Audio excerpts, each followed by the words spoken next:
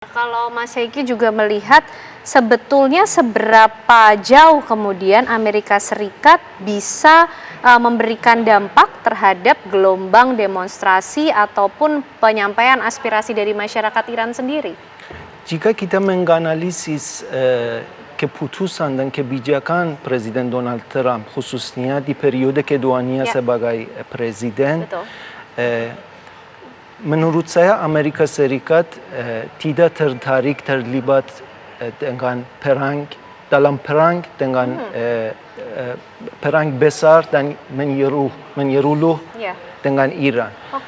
Faktanya apa? Faktanya adalah serangan fokus dan terbatas pada fasilitas-fasilitas nuklir Iran dan serangan terhadap Venezuela kemarin. Betul. Itu bukan perang besar dan menyeluruh. Jika ada kemungkinan serangan Amerika terhadap pemerintah Republik Islam Iran, kemungkinan besar itu sangat terbatas dan untuk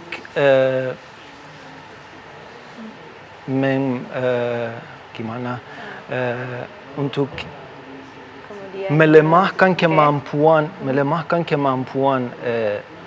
penindasan, melakukan penindasan pemerintah Iran. Kemungkinan besar begitu. Dan menurut saya itu lebih ke arah propaganda dan peringatan kepada pemimpin Iran.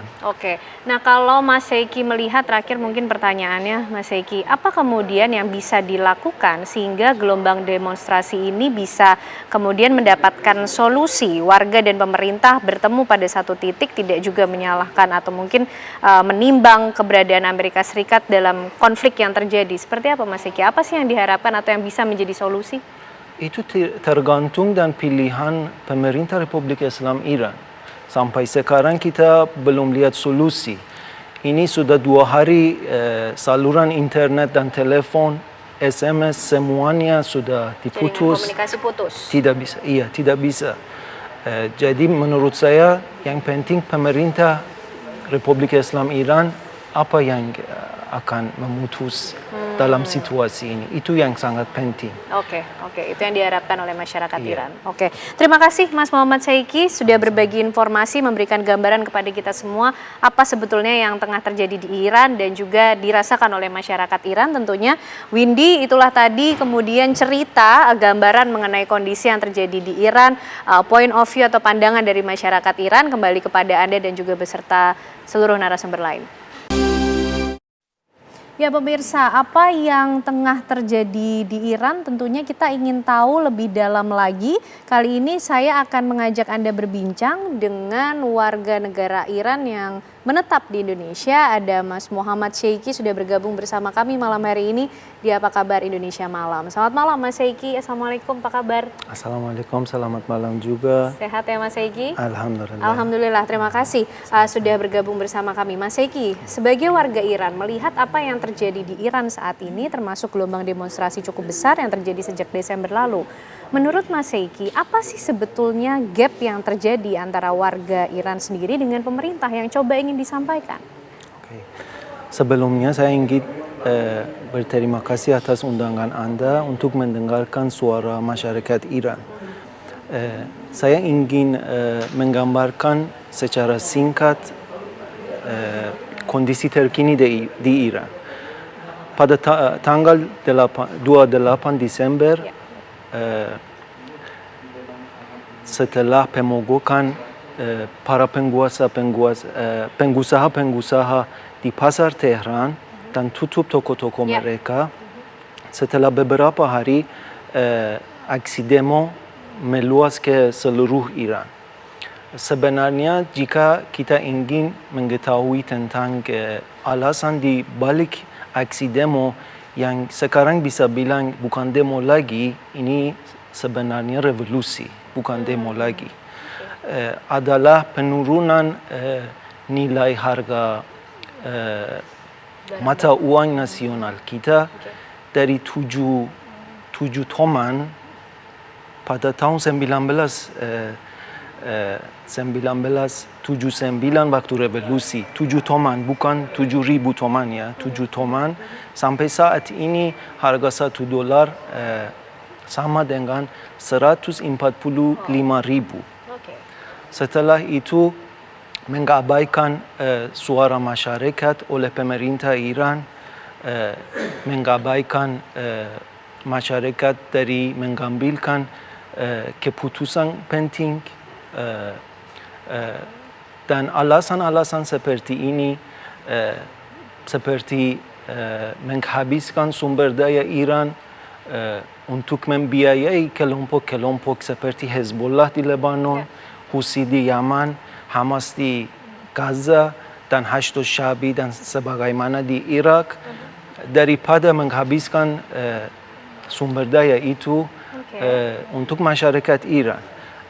Mungkin Anda tidak tahu, Iran mempunyai pada totalnya ya cadangan terbanyak, cadangan oil dan gas, minyak dan gas di dunia.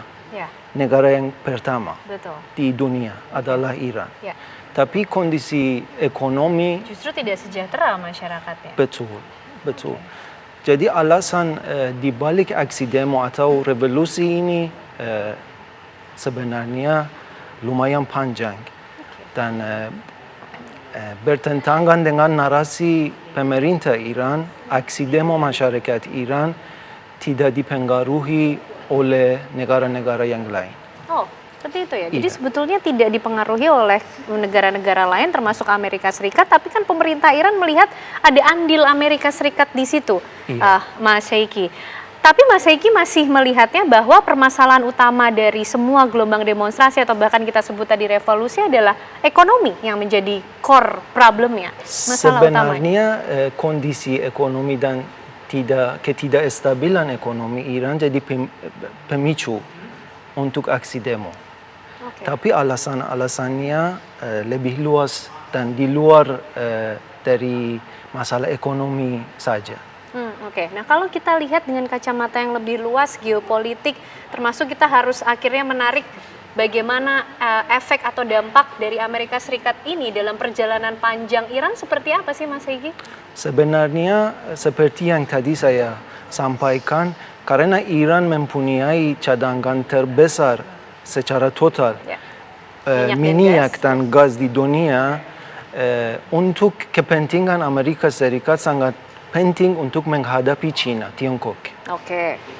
Jadi jika ada posisi Amerika tentang aksi demo atau revolusi masyarakat Iran terhadap pemerintah Iran, kita harus melihat dari perspektif geopolitik juga.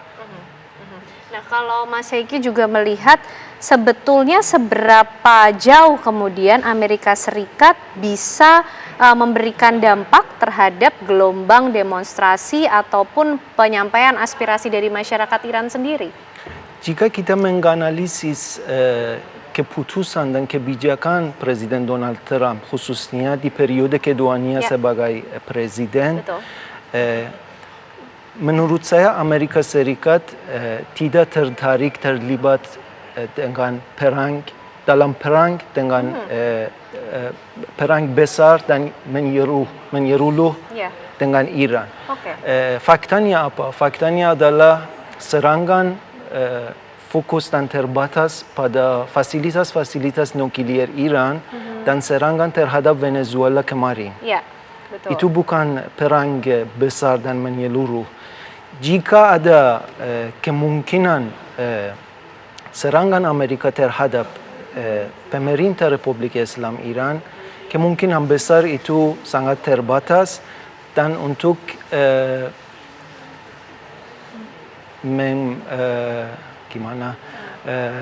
untuk melemahkan kemampuan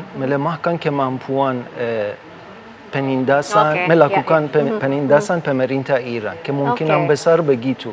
Dan menurut saya itu lebih ke arah propaganda dan peringatan kepada pemimpin Iran. Nah kalau Mas Syaiki melihat, terakhir mungkin pertanyaannya Mas Syaiki, apa kemudian yang bisa dilakukan sehingga gelombang demonstrasi ini bisa kemudian mendapatkan solusi, warga dan pemerintah bertemu pada satu titik, tidak juga menyalahkan atau mungkin menimbang keberadaan Amerika Serikat serikat dalam konflik yang terjadi. Seperti apa Mas Eki? Apa sih yang diharapkan atau yang bisa menjadi solusi? Itu tergantung dan pilihan pemerintah Republik Islam Iran. Sampai sekarang kita belum lihat solusi. Ini sudah 2 hari saluran internet dan telepon, SMS semuanya sudah diputus. Jaringan komunikasi putus. Tidak bisa.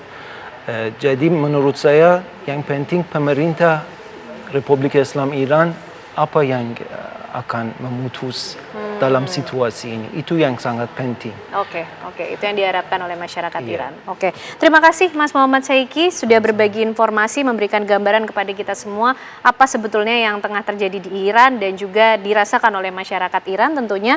Windy, itulah tadi kemudian cerita gambaran mengenai kondisi yang terjadi di Iran, point of view atau pandangan dari masyarakat Iran. Kembali kepada Anda dan juga beserta seluruh narasumber lain.